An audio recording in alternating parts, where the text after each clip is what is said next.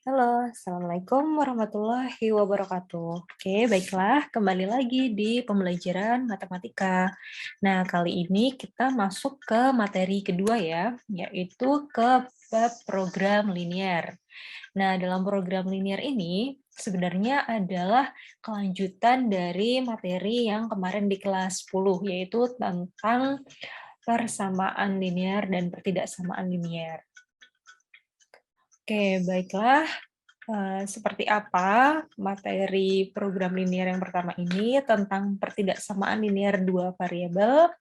Oke, langsung saja untuk mempersingkat waktu.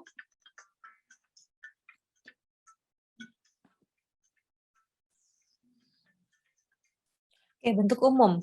Nah, bentuk umum dari pertidaksamaan linear dua variabel itu seperti ini ya. Coba kalian perhatikan.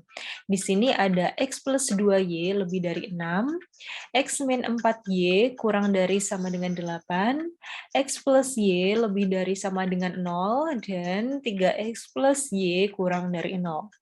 Nah, bentuk-bentuk tersebut inilah yang kita sebut dengan pertidaksamaan linear dua variabel atau bisa disingkat dengan PTLDV.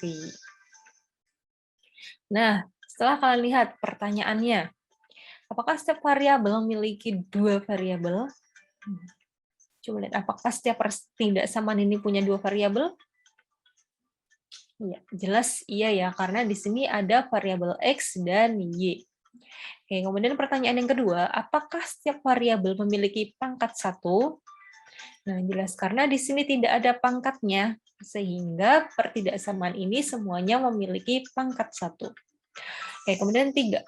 Berdasarkan pernyataan nomor 1 dan 2, jelaskan apa yang dimaksud dengan PTLDV. Oke, ya benar banget. Jadi pertidaksamaan linear dua variabel itu adalah suatu pertidaksamaan yang memiliki dua variabel dengan pangkat 1. Ini cukup jelas ya di sini. Kita lanjut. Nah, sekarang kita akan menentukan penyelesaian pertidaksamaan linear dua variabel.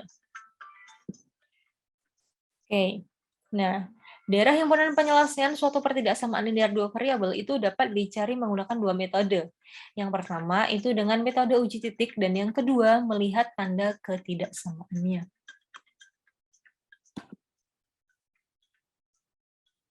Oke, baiklah, kita mulai dari yang pertama, yaitu metode uji titik.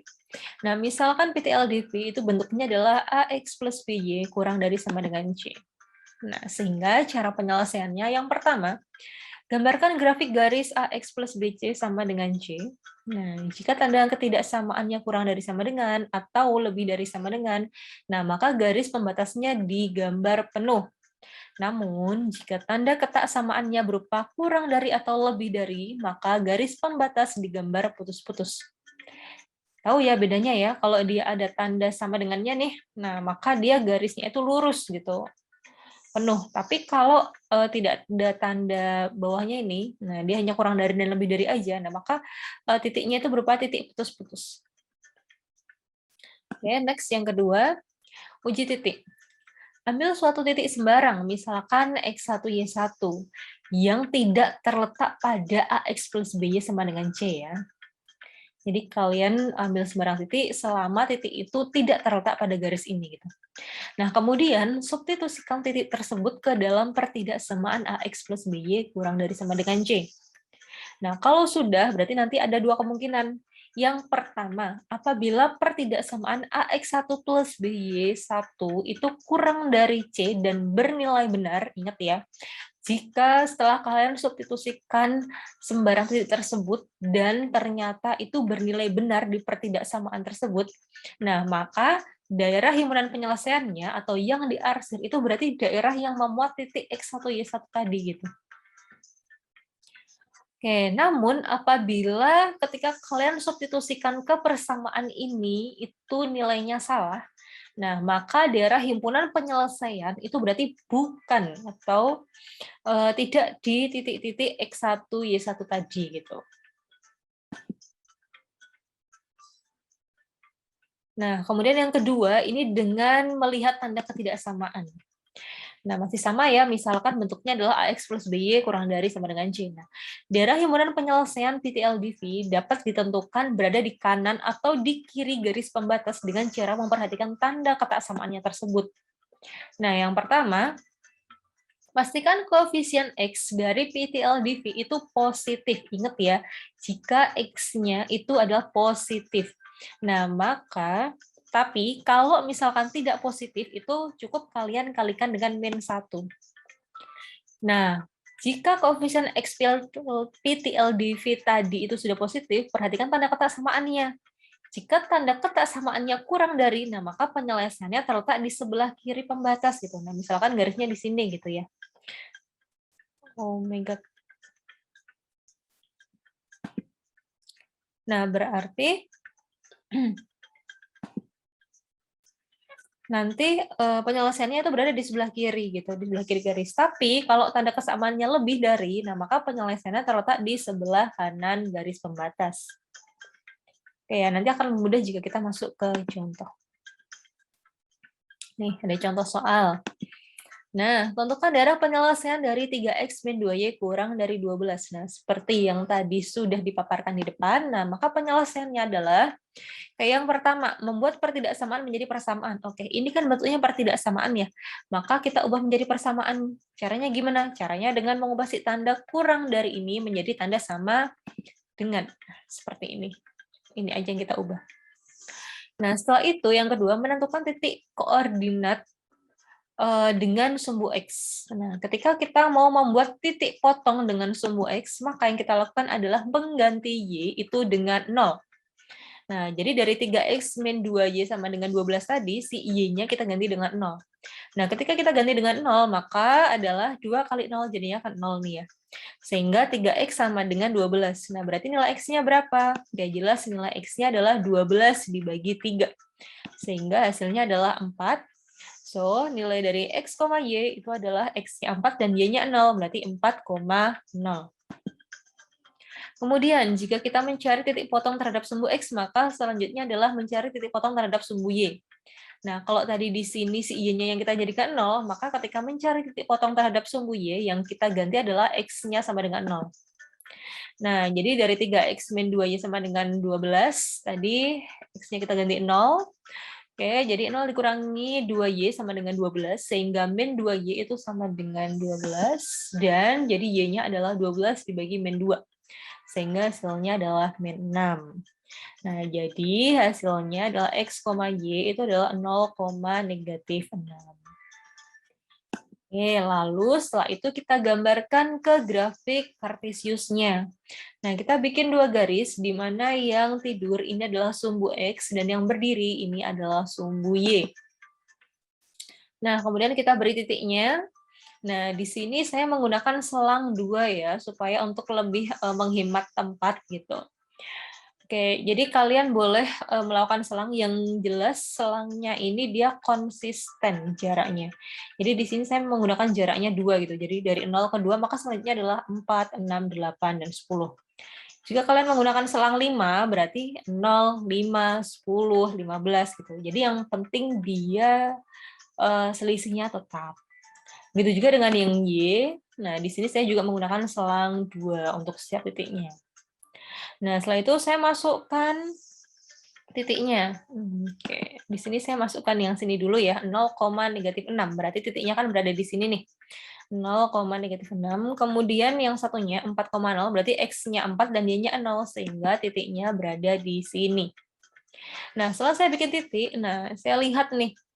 Nah, di sini kan kebetulan tidak ada tanda sama dengannya ya, sehingga garisnya berupa garisnya berupa putus-putus nih. Saya sambungkan ke kedua titik tersebut dengan garis putus-putus.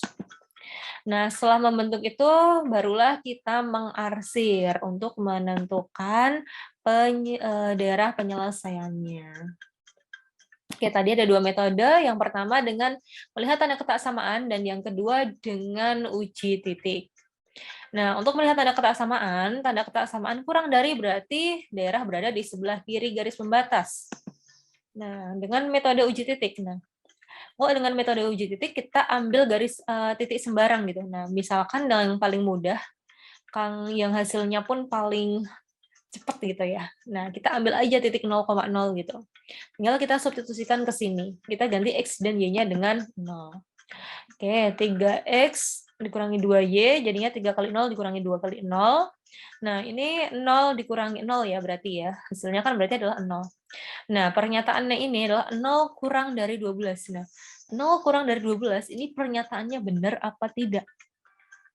Nah, iya, karena 0 itu memang lebih kecil dari 12, nah sehingga kan pernyataan ini bernilai benar. Nah, sehingga daerah penyelesaian ini berada pada titik yang melewati 0,0. Nih, kalau kita gambarkan seperti ini. Tadi kan titiknya garisnya di sini, kemudian titik 0,0 kan di sini. Nah, sehingga yang kita arsir adalah di daerah sini. Begitu. Tapi kalau tadi di sini pernyataannya itu bernilai salah gitu, misalkan tandanya lebih besar ya, sehingga 0 lebih besar daripada 12. Apakah benar 0 itu lebih besar daripada 12? Jelas enggak ya, karena jadi kalau misalkan salah gitu berarti yang kalian arsir berarti bukan daerah yang melewati titik 0,0 sehingga berada di sebelah sini seperti itu. Mudah sekali bukan? Oke, lanjut ya sekarang. Nah, kalau tadi kita menentukan, menggambarkan grafik jika diketahui persamaannya, gitu. Nah, sekarang kita mau menentukan pertidaksamaan linear dua variabel jika diketahui gambar grafiknya. Nah, seperti apa pengerjaannya? Oke, langkah-langkahnya seperti begini. Nah, pertama, angka pada koordinat sumbu X itu merupakan koefisien dari Y, gitu ya. Nah, jadi di sini, angka pada koordinat sumbu X yang memotong sumbu X gitu. Ini berarti merupakan koefisien dari si Y. Lalu, angka yang pada sumbu Y ini malah merupakan koefisien dari si X. Nah, setelah itu kalian perhatikan nih garisnya. Nah, jika putus-putus, berarti sama seperti tadi ya, tandanya kalau nggak lebih dari ya kurang dari. Tapi jika garisnya itu penuh gitu, nggak putus-putus, berarti tandanya pasti kurang dari sama dengan atau lebih dari sama dengan. Nah, yang keempat, kita baru menentukan tanda atau menggunakan metode uji titik. Yang kelima, konstanta merupakan perkalian antara kedua titik tersebut. Nah, jadi kalau dari sini, ini bisa kita lihat nih ya. Nah, di sini koefisien X-nya berarti siapa? Oke, koefisien X-nya berarti adalah min 2. Kemudian koefisien Y-nya siapa? Koefisien Y-nya adalah min 5. Nah, sehingga jadinya adalah min 2X plus 5Y. Nah, kemudian konstanta itu merupakan perkalian dari min 2 dan 5. Yaitu siapa? Oke, min 10. Nah, ini di sini kebetulan masih kita belum tahu nih ya, tandanya akan lebih dari atau kurang dari gitu. Nah, caranya kan di sini ada dua daerah nih, daerah yang melewati 0,0 dan daerah yang tidak melewati 0,0. Nah, sehingga untuk mempermudah kita masukkan saja nih angka 0,0. Nah, kita ganti X dan Y-nya dengan 0 ya. Nah, berarti kan hasilnya adalah 0 tambah 0 tuh, sama dengan 0. Nah, oke maaf, di sini sebenarnya 10 ya. Oke, maaf, ini adalah 10. Nah, gini. Nah,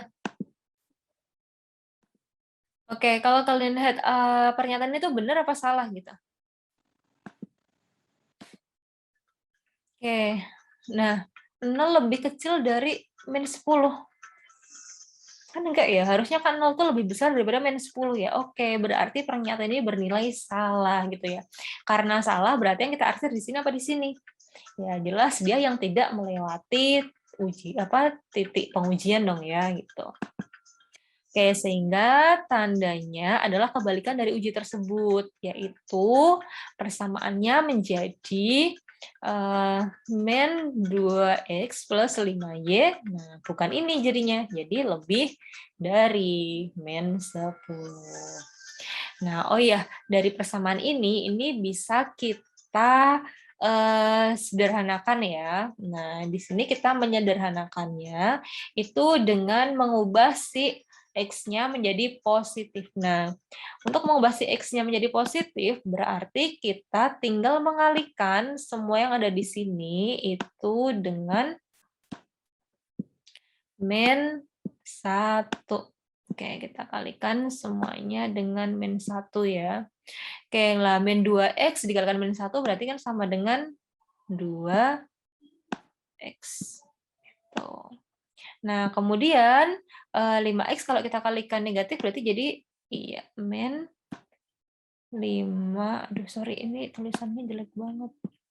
Min 5X. Min 5Y, sorry. Nah, kalau kalian bagi dengan negatif berarti tandanya berubah.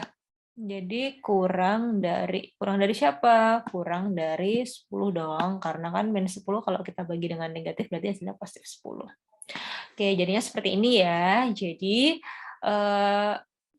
kalian sampai di sini pun udah benar gitu. Tapi akan lebih baik ketika yang awal itu tuh positif gitu. Oke, sampai sini semoga kalian bisa mengerti. Oke, baiklah.